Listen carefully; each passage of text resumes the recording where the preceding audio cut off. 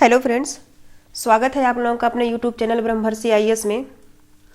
मैं स्वीटी सिंह आज एक बहुत ही इम्पोर्टेंट टॉपिक के साथ यहाँ पर मैं उपस्थित हूँ, जो कि बहुत सारे स्टूडेंट की डिमांड भी थी। उसी पर हम लोग आज बातचीत करेंगे कि एनसीईआरटी की जो किताबें होती हैं उसे हम लोगों को कैसे पढ़ना चाहिए, जो कि यूपीएससी के लिए बहुत ही ज़्यादा इम्पोर्टेंस है। और इसमें मतलब क्यों पढ़ें, कैसे पढ़ने के पहले हम लोग ये देखेंगे फ्रेंड्स कि हम लोग एनसीईआरटी की किताबें को ही, मतलब जो एनसीईआरटी की बुक्स होती हैं, इसकी किताबें होती हैं, इसी को ही हर कोई रिकमेंड क्यों करता है और क्यों पढ़नी चाहिए, तो हम लोग इसको देखेंगे।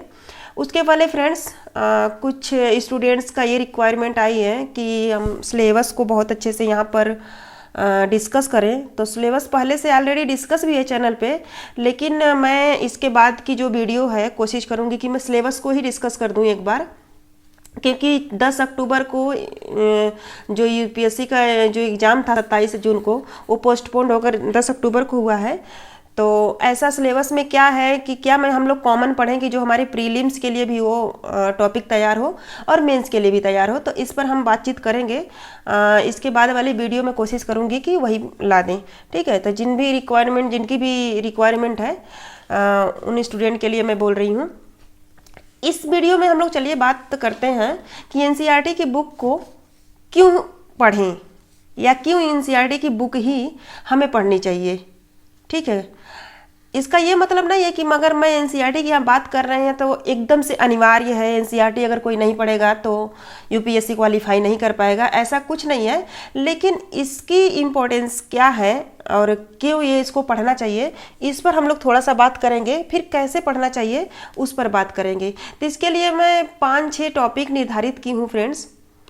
जैसे मतलब संकट क्या है कि मतलब कि समस्या क्या है जिसके लिए हम लोग बात कर रहे हैं। दूसरी बात है कि एनसीईआरटी की किताबें क्यों पढ़ें, ठीक है। तो हम लोग सबसे पहले इसी चीज़ पर बात कर रहे हैं कि क्यों पढ़ें एनसीईआरटी की किताबें। देखिए, ऐसा नहीं कि सिर्फ एनसीईआरटी की किताबें ही हैं। जिस प्रकार से एनसीईआरटी है उसी प्रकार से स्टेट के लिए एससीईआरटी होती है, ठीक है फ्रेंड्स। तो जो इसमें जो स्टेट के लिए होता है बस, और आगे भी मतलब दूसरे भी राइटर की किताब होती हैं, अपने यूनिवर्सिटी की किताबें होती हैं, इंस्टीट्यूट की भी किताबें होती हैं। तो क्यों हम लोग यहाँ पे एनसीईआरटी को प्रेफरेंस दे रहे हैं, इसका ये सबसे बड़ा रीज़न है। अगर पहला रीज़न हम लोग यहाँ पर देखेंगे तो पहला रीज़न ये है फ्रेंड्स कि देखिए, जो यूपीएससी है ये ऑल इंडिया का एग्ज़ाम है, ठीक है। यूनियन पब्लिक सर्विस कमीशन ये पूरा यूनियन को एक लेता है, पूरे जो भारत है, भारत की परीक्षा है। और अगर हम एनसीईआरटी की किताबें की बात ना करें, अगर एनसीईआरटी की बात आप लोग करेंगे तो एनसीईआरटी भी पूरा नेशनल लुक को देखती है, ठीक है। इसमें जो कुछ भी बात कही जाती है, जो कुछ भी इसका व्यू होता है, ये भी ऑल इंडिया का होता है। अगर हम 1 मिनट के लिए ये माने कि एनसीईआरटी की किताबें हम लोग पढ़ लें, तो एनसीईआरटी में देखिए ये स्टेट को कवर करती है।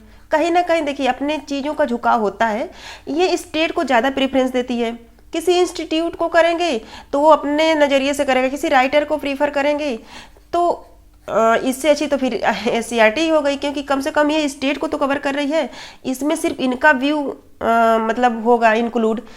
तो जो यूपीएससी के पेपर लोग बनाते हैं, जो पेपर सेटर होते हैं, तो उनको वो किसको बताइए, किससे अपना बेस बनाएंगे, पेपर सेट करते समय किसका बेस बना सकते हैं।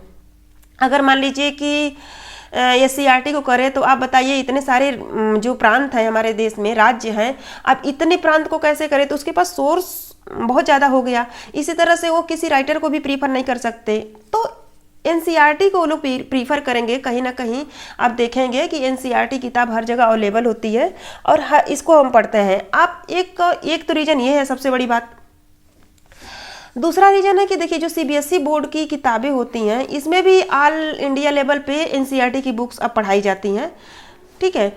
दूसरा चीज़ ये है, तो इसलिए बहुत ज़्यादा ज़रूरी होता है कि ये नेशनल लुक को कवर करती है एनसीईआरटी जो बुक्स होती है हमारी, और यूपीएससी इसी को बेस बना लेता है और ये हर जगह अवेलेबल होती है।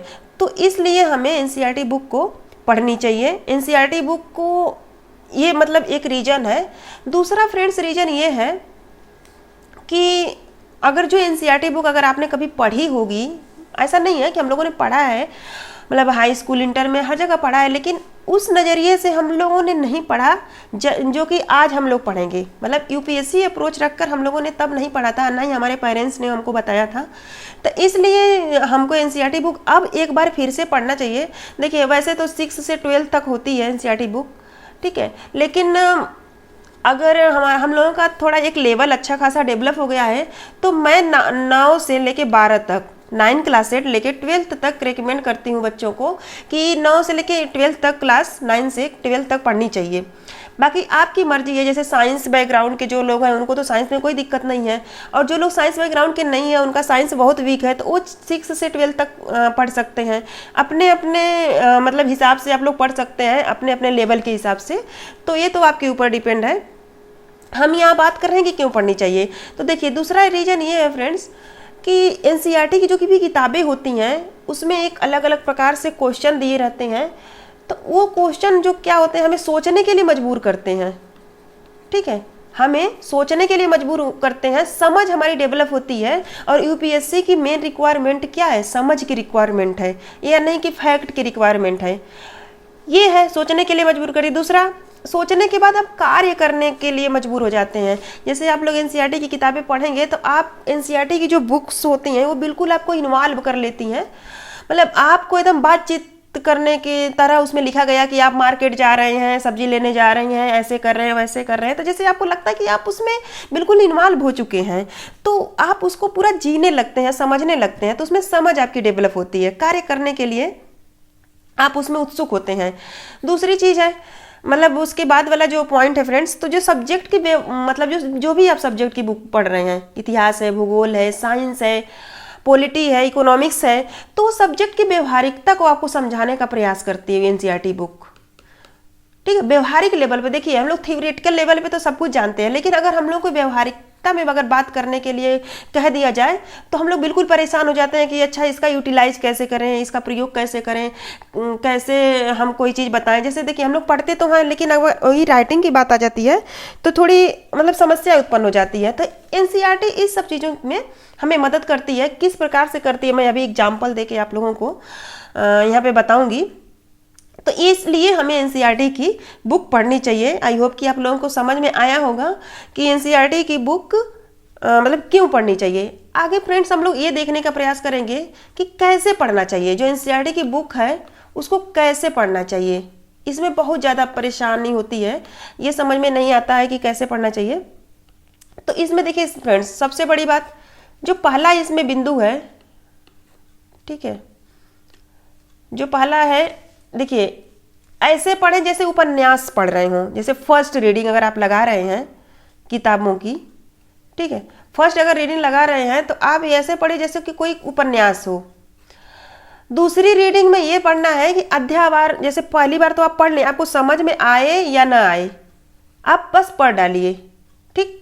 दूसरे में आपको ये देखना है कि अगर आप पढ़ रहे हैं तो अध्यायवार पढ़िए। इसमें मतलब चैप्टर वाइज आप पढ़िए, चैप्टर वाइज समझिए, ये है ना रीड चैप्टर वाइज, मतलब चैप्टर वाइज पढ़िए। और थोड़ी सी इसमें स्पीड आप लोग अपनी कम रखिए। स्पीड इसमें तो बिल्कुल स्पीडली पढ़ गए, इसमें तो पढ़ लिए, इसमें कोई दिक्कत नहीं है। आपको समझ में आए या ना आए आप बिल्कुल पढ़कर पूरा खत्म कर दीजिए, एक नावल की तरह। लेकिन जब सेकेंड रीडिंग हमको लगाना है, इसमें हमको अध्यायवार टाइप चैप्टर वाइज पढ़ना है और थोड़ा सा स्लो मोशन में पढ़ना है, समझते हुए चलना है।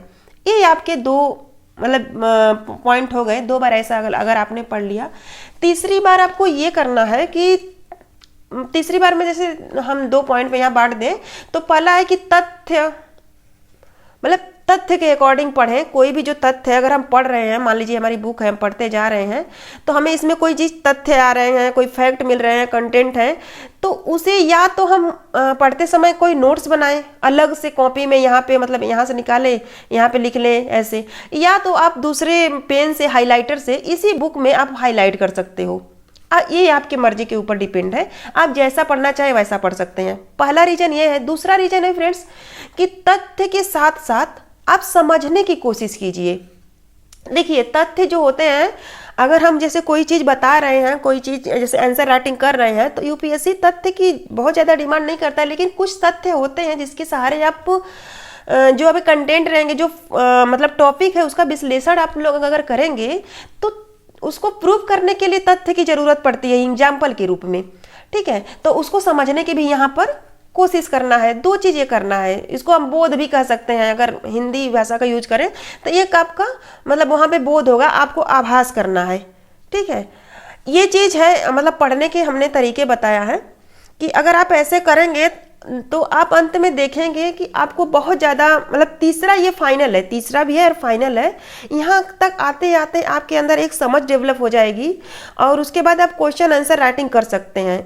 एक चीज़ इसमें और आता है फ्रेंड्स कि जैसे आप एनसीईआरटी की जो बुक देखेंगे, इसमें सबके लास्ट में, हर चैप्टर के लास्ट में क्वेश्चन पेपर होते हैं। क्वेश्चन पेपर मतलब क्वेश्चन दिए रहते हैं अभ्यास के लिए, अभ्यास प्रश्न होते हैं। इसे आप लोग सॉल्व करने की जरूर कोशिश किया करिए, इसे हम लोग सॉल्व करते हैं। एक चीज़ और इसमें मैं बताना भूल गई कि जब आप तीसरी बार राइटिंग करते हैं, मतलब तीसरी बार जब ये रीडिंग करते हैं आप बुक की, तो इस टाइम आपके पास एक मतलब जो प्रीवियस ईयर के क्वेश्चन पेपर होते हैं, ठीक है, प्रीवियस ईयर के क्वेश्चन पेपर, उसको आपको अपने साथ रखना है। एटलीस्ट 5 ईयर के क्वेश्चन पेपर आप रखिए। जैसे किसी को 21 में देना है तो कम से कम आप 2016 से रखिए, 16, 17, 18, 19, 20, तो 5 ईयर के क्वेश्चन पेपर रखिए और क्वेश्चन पेपर के माध्यम से आप इसको तैयारी कर सकते हैं। क्योंकि जब क्वेश्चन पेपर आप हल करेंगे, सॉल्व करेंगे, तो वो आपको ये रेकमेंड करेगा, ये गाइड करेगा कि आपको इसमें ढूंढना क्या है, ठीक है। तो उस प्रकार से आप इसमें चीज़ों को कैच कर पाएंगे। तो आप ऐसे कर सकते हैं। अब जैसे मैंने बोला था कि जो किताबें होती हैं हमें सोचने के लिए मजबूर करती हैं।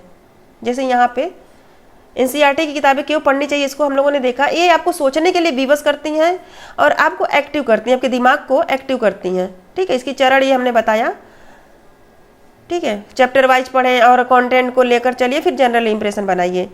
एक्सरसाइज की भी उपेक्षा नहीं करनी है, जो मैंने बताया कि एक्सरसाइज आपको जरूर सॉल्व करनी है।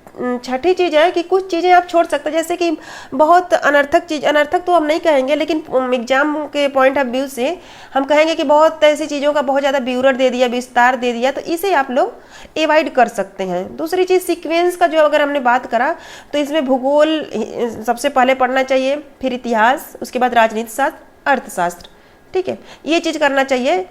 जैसे हम एग्जाम्पल अगर हम दें फ्रेंड्स, तो देखिए ये पॉलिटी की किताब है, इसकी किताब है, इसमें एक दिया है, क्वेश्चन दिया है, यहाँ पर है कि अनेक रिपोर्टों से पता चलता है कि जो जातियाँ पहले झाड़ू देने के काम में लगी थीं, उन्हें मजबूरन यही काम करना पड़ रहा है। मतलब उन्हें मजबूरन अब भी यही काम करना पड़ रहा है। और जो लोग अधिकार पद पर बैठे हैं वे इन्हें कोई और काम नहीं देते हैं। इनके बच्चों को पढ़ाई लिखाई करने पर हतोत्साहित किया जाता है। इस उदाहरण में किस मौलिक अधिकार का उल्लंघन हो रहा है, देख रहे हैं। अब आप सोचने के लिए मजबूर हो गए कि नहीं हो गए। अब आप सोचोगे कि किस मौलिक अधिकार का उल्लंघन हो रहा है। आप समझने के लिए, मतलब इसमें संवेदनशीलता से आप जुड़ गए ना, कि जो चीज़ पहले ऐसी थी अब भी यही है, मतलब इसमें कोई बदलाव नहीं हुआ है, तो जुड़े ना आप इसमें, और सोचने के लिए भी मजबूर हो गए। इसमें आपका दिमाग क्या है, एक्टिव हो रहा है। तो इसी प्रकार से बहुत सारे, तो मैंने एक एग्जाम्पल दिया है, बहुत सारे एग्जाम्पल आपको मिलेंगे और आप वहाँ ना चाहते हुए भी सोचते हो, ठीक है। दूसरा अगर एग्जाम्पल हम देखें, जैसे ये संविधान से था, दूसरा है राजनीतिक सिद्धांत। जैसे ये भी क्लास 11th की बुक है ये। देखिए संविधान और राजनीतिक सिद्धांत में आपको पता होगा कि अंतर क्या है। संविधान का मतलब ये होता है कि देखो सबका, देश का अलग अलग संविधान होते हैं, जैसे ब्रिटेन का संविधान, भारत का संविधान, अमेरिका का संविधान, ऐसे है।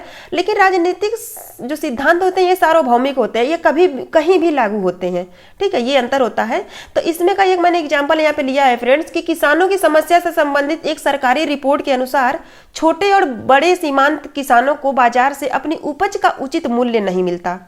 रिपोर्ट में सलाह दी गई है कि सरकार को बेहतर मूल्य सुनिश्चित करने के लिए हस्तक्षेप करना चाहिए, लेकिन यह प्रयास केवल लघु और सीमांत किसानों तक ही सीमित रहना चाहिए। क्या यह सलाह समानता के सिद्धांत से संभव है? देखिए जैसे समानता का सिद्धांत की बात यहाँ पे कर रहा है, तो जैसे राजनीतिक सिद्धांत का यही मतलब है फ्रेंड्स कि उसमें स्वतंत्रता का सिद्धांत, समानता का सिद्धांत, ऐसे ऐसे चीजें दी रहती हैं। तो देखिए अब इसको आपको समझना पड़ेगा, तो आप पढ़ोगे और फिर इस तरह से एग्जाम्पल दिए गए होते हैं, तो इस तरह से आपके दिमाग को जागृत करती है एनसीईआरटी।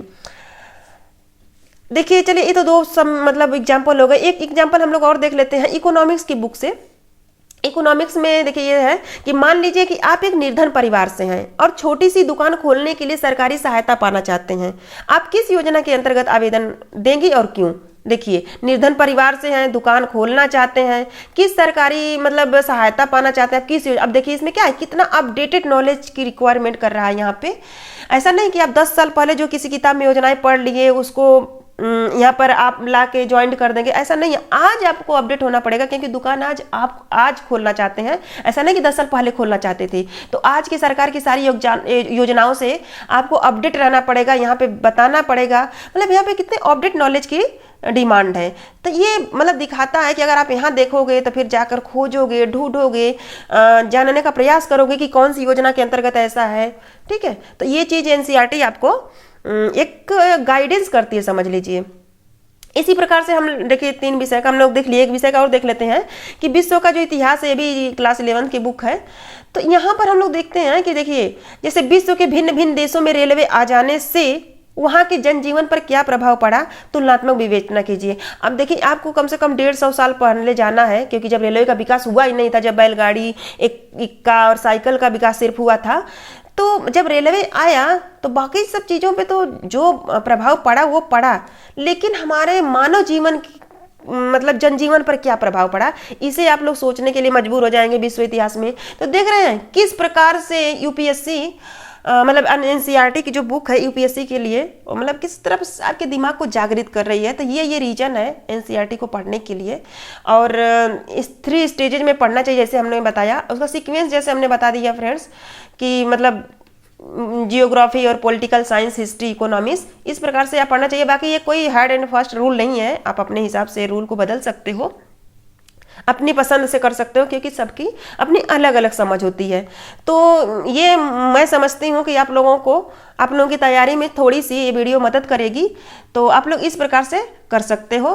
बाकी आप लोग अपनी तैयारी करते रहिए, जो भी जिनका भी 10 जून का पेपर है, बिल्कुल होपलेस मत होइए, तैयारी करते रहिए। और जो भी अगली वीडियो आएगी मैं सिलेबस का कोशिश करूँगी कि डिस्कस करूँ। तो आप लोग घर में रहिए, सुरक्षित रहिए कोरोना से। और वीडियो को अगर पसंद आए तो इसको लाइक, सब्सक्राइब और शेयर भी कर दिया करिए। वीडियो को इतनी देर तक देखने के लिए आप लोगों का बहुत बहुत धन्यवाद।